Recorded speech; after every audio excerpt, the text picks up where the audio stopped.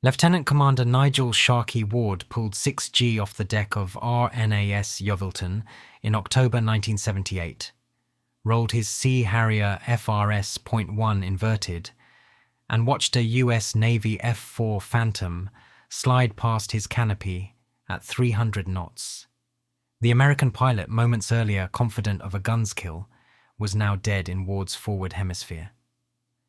Ward squeezed the trigger on his 30mm Aiden cannon simulator.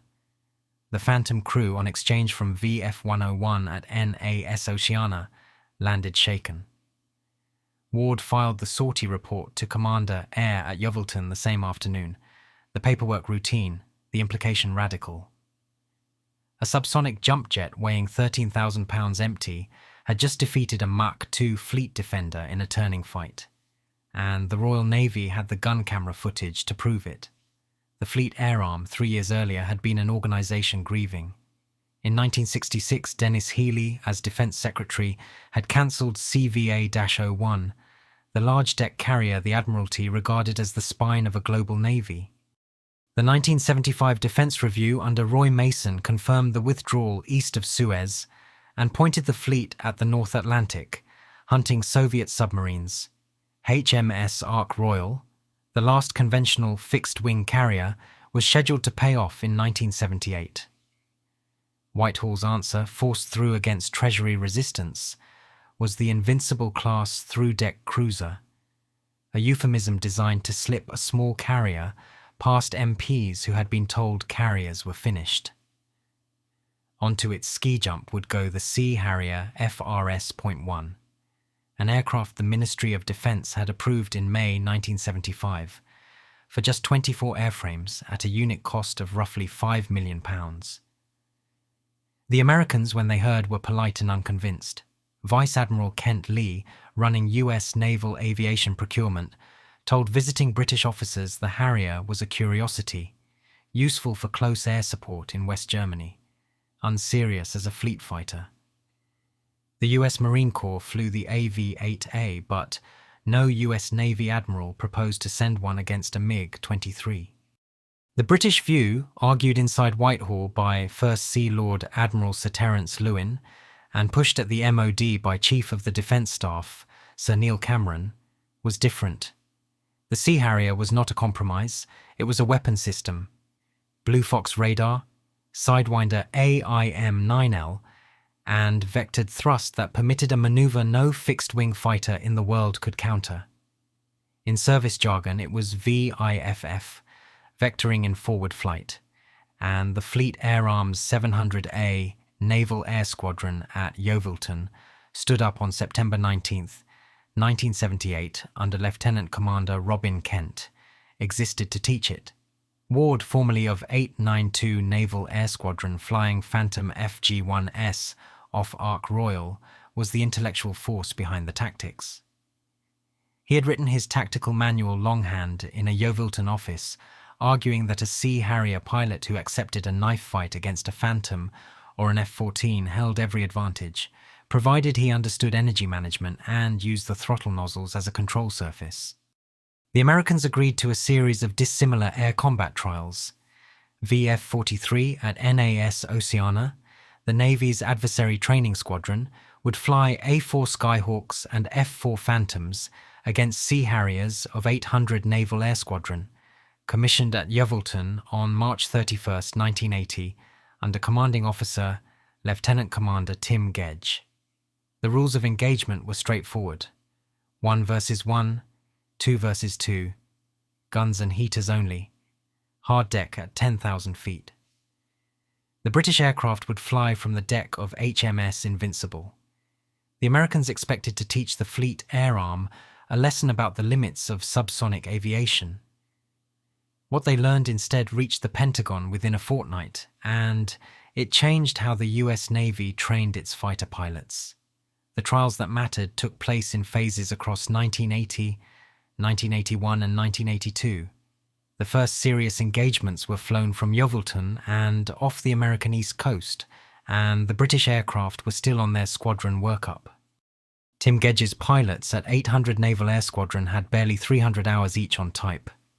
Their opponents at VF-43 callsign Challengers flew hundreds of adversary sorties a year, coaching frontline Tomcat and Phantom crews in the art of dissimilar air combat. On paper, the mismatch was total. The F-4J Phantom carried a Westinghouse AWG 10 pulse Doppler radar with a look-down capability the Sea Harriers Blue Fox lacked. The A-4E Skyhawk, small, agile and configured for the adversary role with wingtip AIM-9 rails, had spent a decade humiliating Navy fleet pilots at Top Gun in California. The Harrier's Rolls-Royce Pegasus 104 produced 21,500 pounds of thrust and was subsonic in every meaningful regime.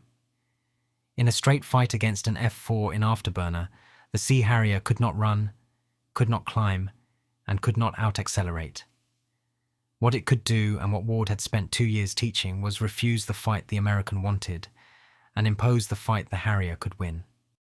The technique, in Ward's language, was to force the merge. A Sea Harrier pilot who spotted an F-4 at 12 miles turned into it, climbed to co-altitude, and accepted the head-on pass. Once wings crossed, the American had two choices. He could keep his energy and extend, in which case the Harrier pilot rolled onto his back, dumped nozzles to 60 degrees and pulled the aircraft round, in a radius no supersonic fighter could match, arriving on the Phantom's 6 for a rear-quarter sidewinder shot.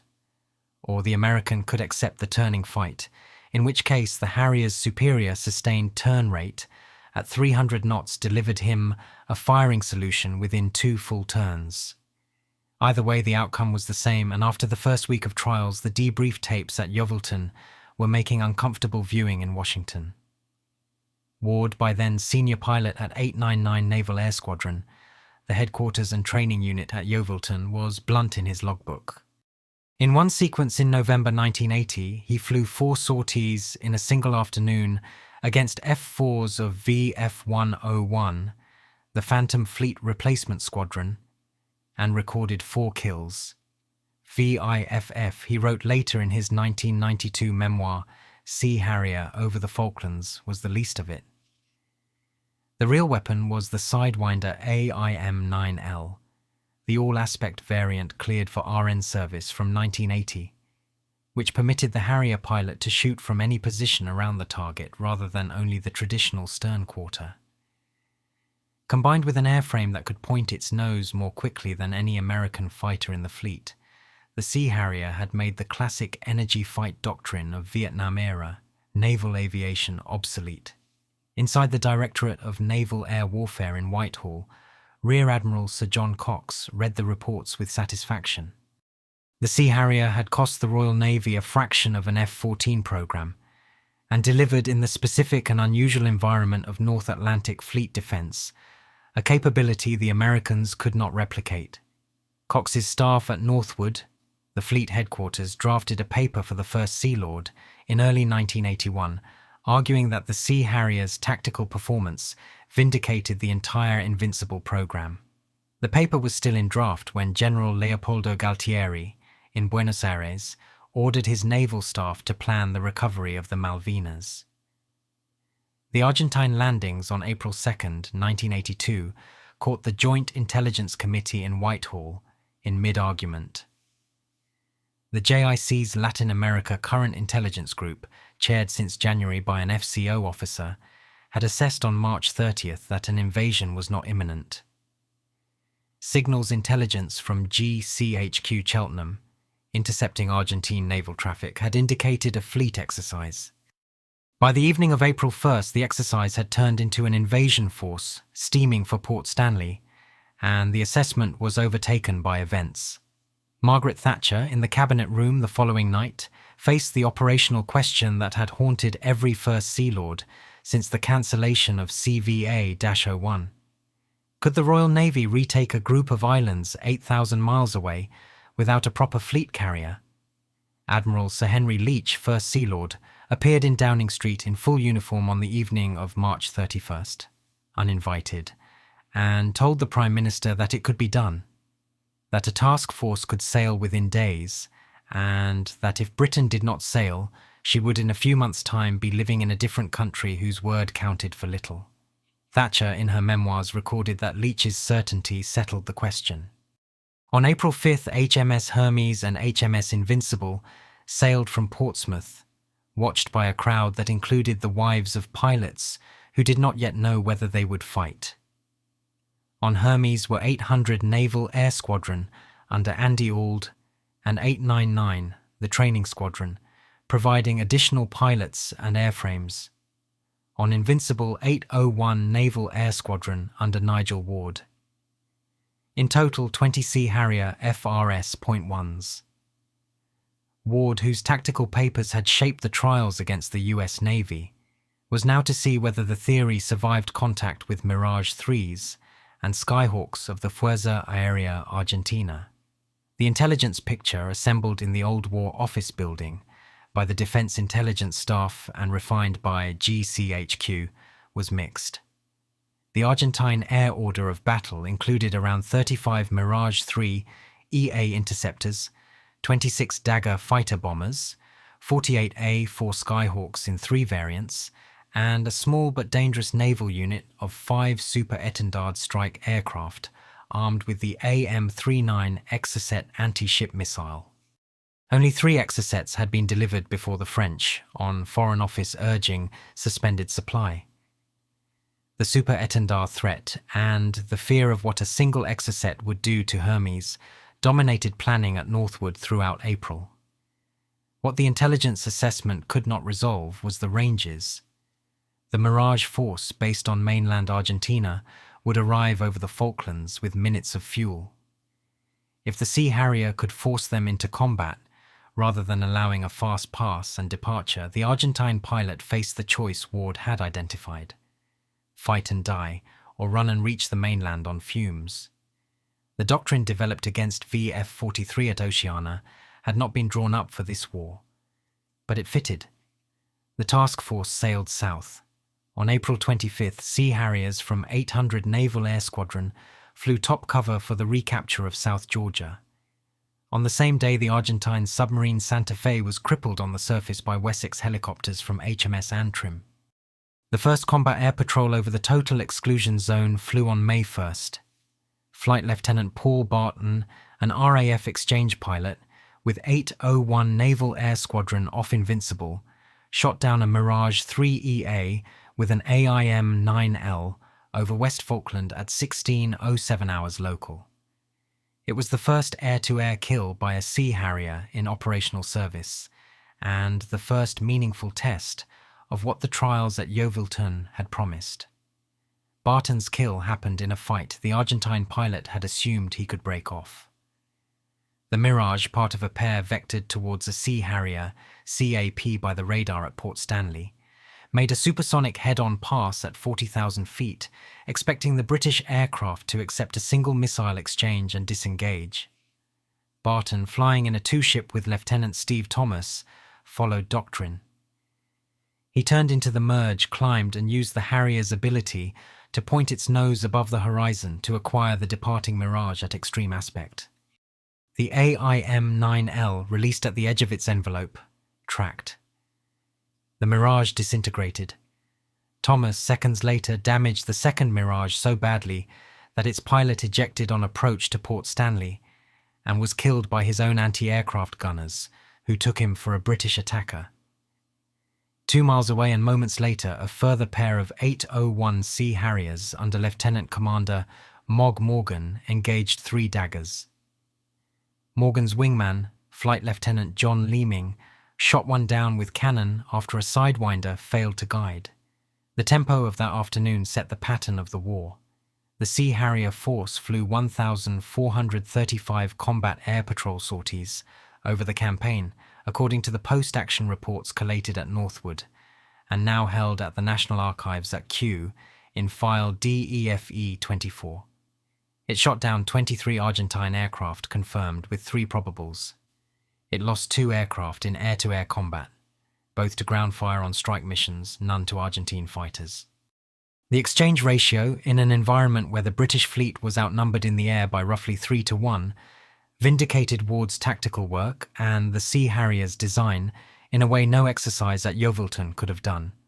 Ward himself, on May 21st over Falklands Sound, shot down an Argentine Pucará ground attack aircraft in a low-level engagement, following it up in the days that followed with an A-4 Skyhawk kill on May 23rd and an IA-58 forward air controller on June 1st. Inside the Ministry of Defence in Whitehall, the Chief of the Naval Staff briefed the War Cabinet daily.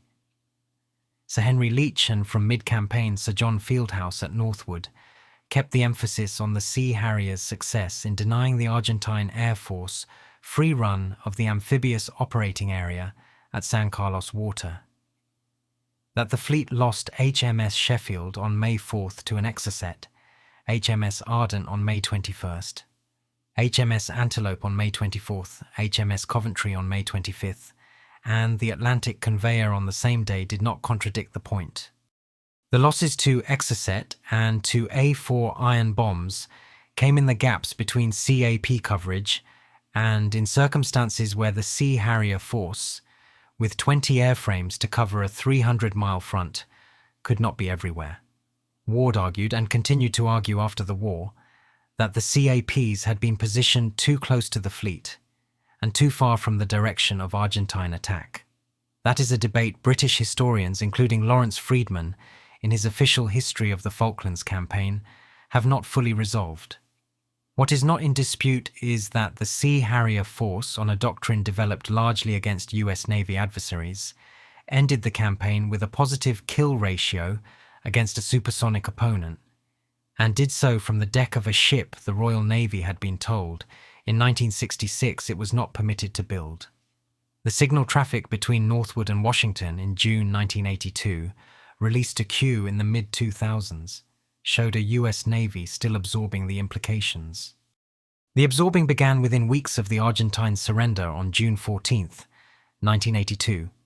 Admiral Sir John Fieldhouse's dispatches from Northwood and the operational analysis produced by DOAE, the Defence Operational Analysis Establishment at West Byfleet, were shared with the US Navy through the Standing Intelligence Liaison arrangements that dated to the 1958 US-UK Mutual Defence Agreement. A US Navy delegation flew to RNAS Yeovilton in the autumn of 1982 to walk through the tactical debriefs with Ward, Auld, Gedge, and the surviving pilots of 800 and 801 Naval Air Squadrons. In Washington, the Naval Air Systems Command reopened questions about the AV-8B Harrier II, then in development for the Marine Corps as a strike aircraft.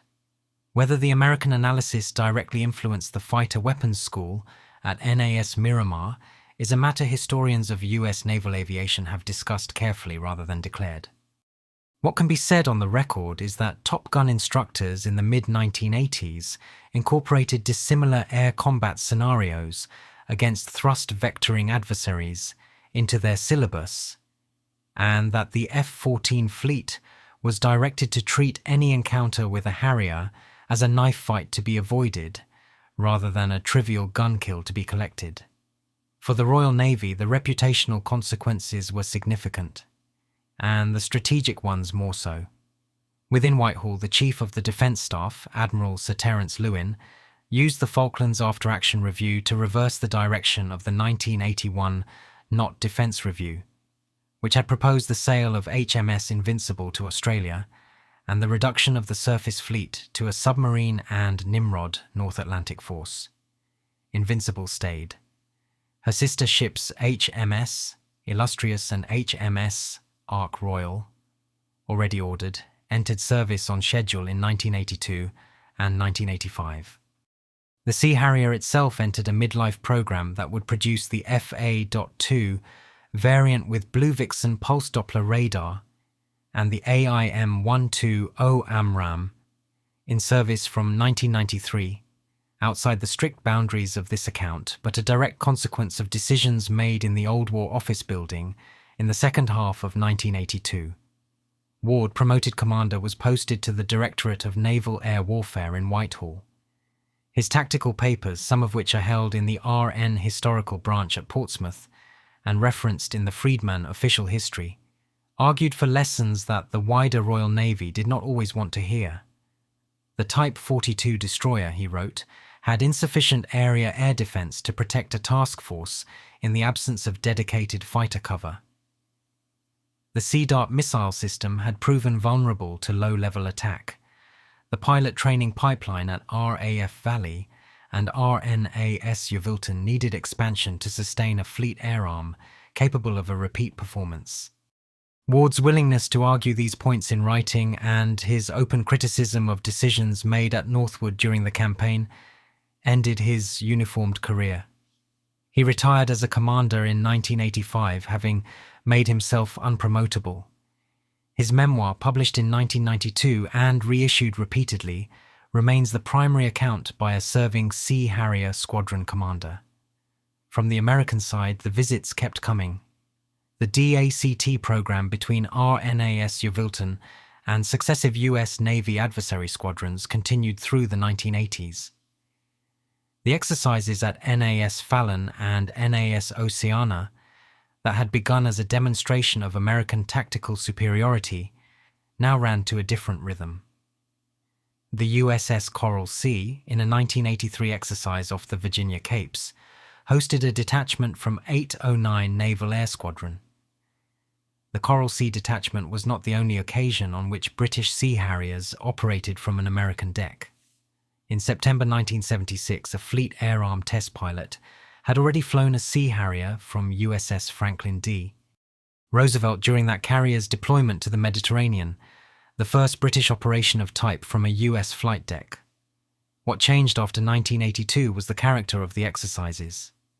British Sea Harrier detachments now embarked on US Navy carriers not as curiosities but as opposition. The trials at NAS Fallon in Nevada, run by the Navy's Strike Warfare Center from 1984, included Sea Harrier participation as an aggressor asset in preparation for the F-14 and F/A-18 fleet. Wing Commander John Blackburn, a British liaison officer at the Pentagon in the mid-1980s, reported back to the Ministry of Defense that the Fleet Air Arms stock in Washington had never been higher. The reciprocal effect was that British doctrine hardened. The Sea Harrier community, based at Yeovilton under the successive command of officers who had flown in the South Atlantic, treated dissimilar air combat as core training rather than as an occasional exercise. VIFF was formalized in the aircrew manual as a tactical option rather than a stunt. The AIM-9L was replaced in Fleet Air Arm Service by the AIM-9M, and from the early 1990s by the AMRAAM on the FA.2 variant.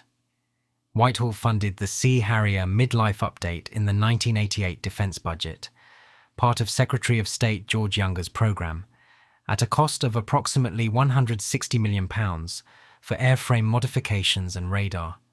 The Cold War in the meantime was reaching its final phase.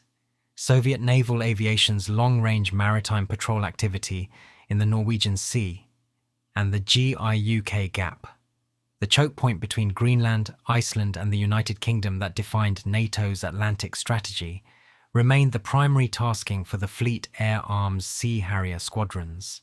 Exercise Ocean Safari, run biennially by SACLANT, tested the ability of NATO carrier forces to defend Atlantic reinforcement convoys against Soviet backfire bombers armed with the AS-4 Kitchen missile. In the 1985 iteration, HMS Illustrious operated in company with USS America.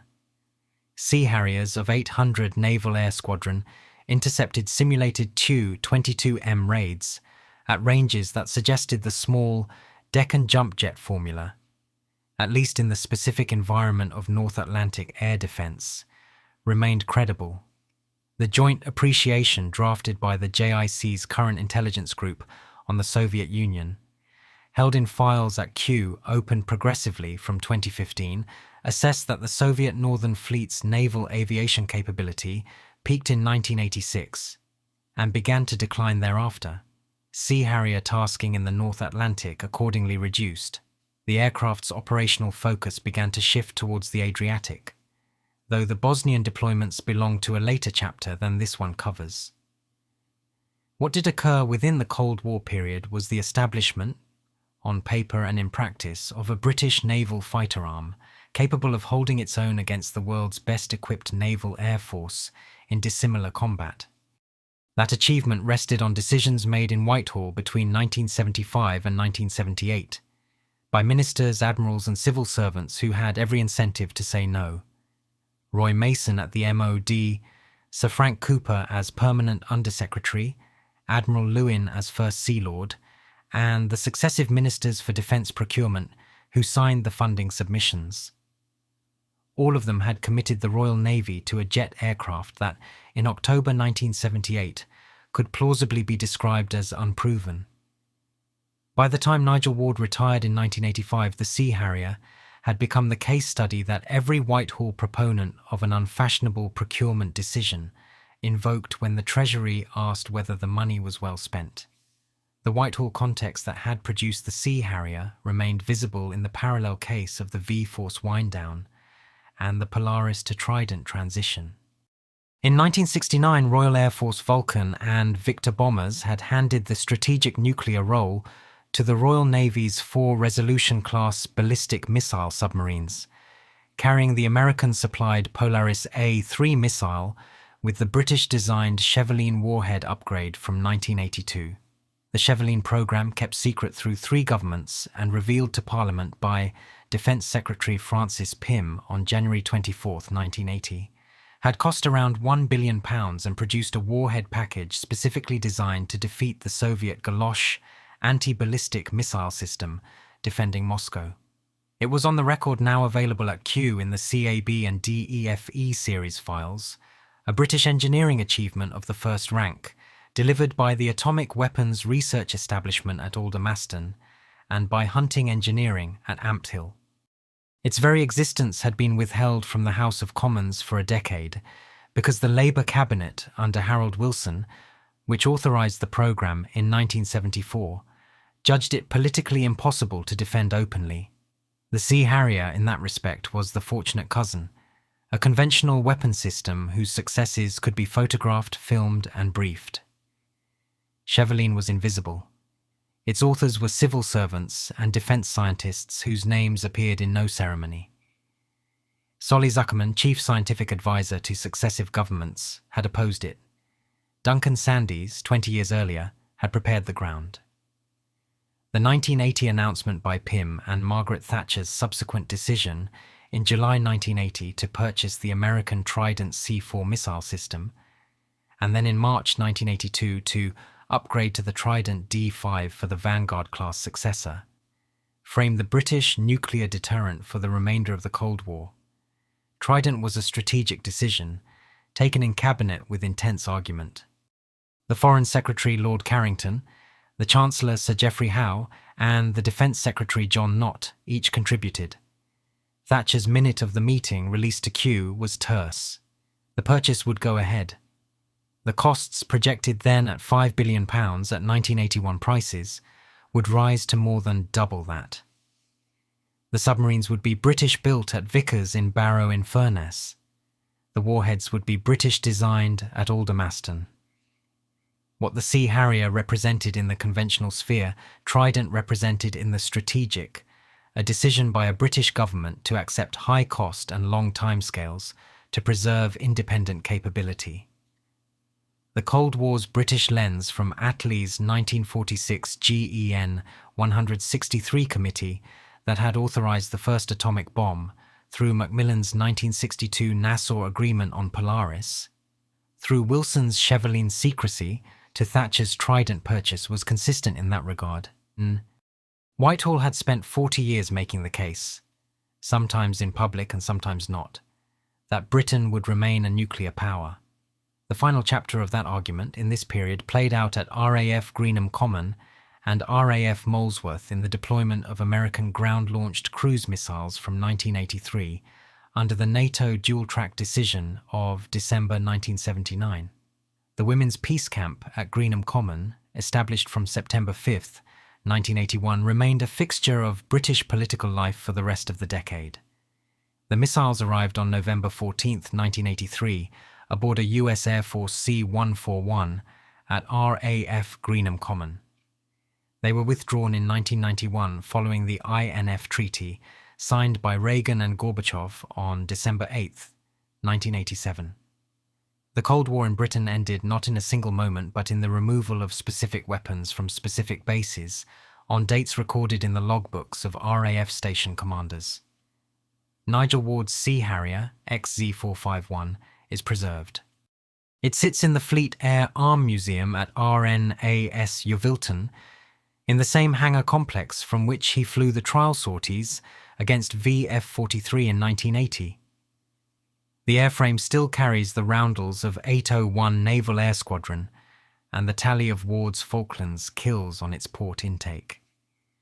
The museum's curators, in an exhibition installed in stages through the 1990s and refreshed in 2012, present the aircraft not as a monument, but as evidence of a specific engineering and tactical bet that came off. Ward himself in retirement became a controversial figure in the debate about the 2010 Strategic Defence and Security Review, which paid off the Harrier force early and left the Royal Navy without fixed-wing carrier aviation until the entry into service of HMS Queen Elizabeth in 2017 and the F-35B Lightning II. That debate is beyond the scope of this account.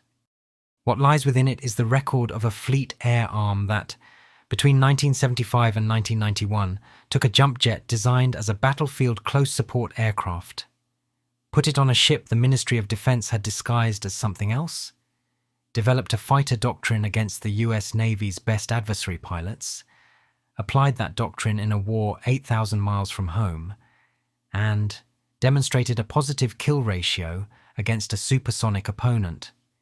The Royal Navy's Cold War, viewed through the Sea Harrier alone, was not a story of decline, it was a story of adaptation.